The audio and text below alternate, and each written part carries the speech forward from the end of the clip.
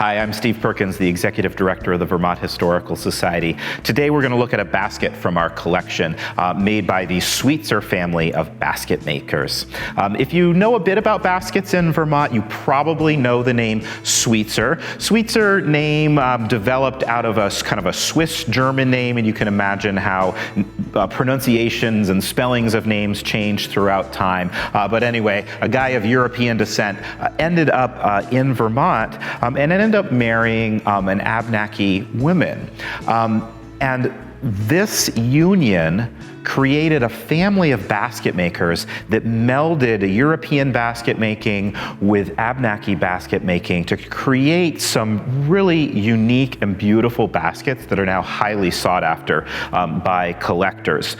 This particular basket was made by Sam Sweetser in the very early 20th century, perhaps maybe the late 19th century, and family tradition holds that it was used for carrying laundry, or she said, Belle Sweetser said, baby clothes. It's made out of ash. This particular one is made out of brown ash as opposed to white ash. The ash is pounded and split and turned into splints, and that's what you're looking at here, which are these thin pieces of wood that are highly pliable, and you can easily weave them into a basket. So some things to look for in the Sweetser baskets, especially flip it over.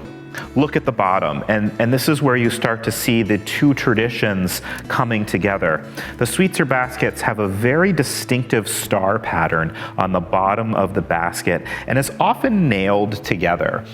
So sometimes you see baskets, certainly Abenaki baskets that have no nails in them, and then European baskets that have lots of nails in them. They've again combined that tradition. So you see this star pattern here that creates the form to get a round basket. The other piece to look for in the Sweetser baskets, and especially the older ones, the ones from the 19th and early 20th century, from this original round of craftsmen and craftspeople, are what they called sacrificial splints. So when a basket is used, I mean, these are utilitarian objects. They're not decorative objects. It sits like this, and you're going to put heavy things in them, and you're going to carry them around, and you're going to pick it up and set it down. The bottom of the basket wears, especially where all of these splints touch the table or the ground. So they've added extra splints that are woven in on top of the basket once it's completed, and they call them sacrificial splints. And you can see on this basket that they are pretty heavily worn. Once they start to wear through, these get slid out, and the basket maker can put new splints in, thus allowing this basket to last a lifetime rather than, say, 5-6 years until it falls apart. The Sweetser family made these baskets in the winter, so they would work the fields. They were farmers in kind of the Stowe, Morrisville area of Vermont, and they'd work the fields in the summers, and then the winter would make baskets, both for their own use but also for sale to friends and neighbors, and later to the tourist trade as people started to come to Vermont and wanted to own a Vermont-made basket.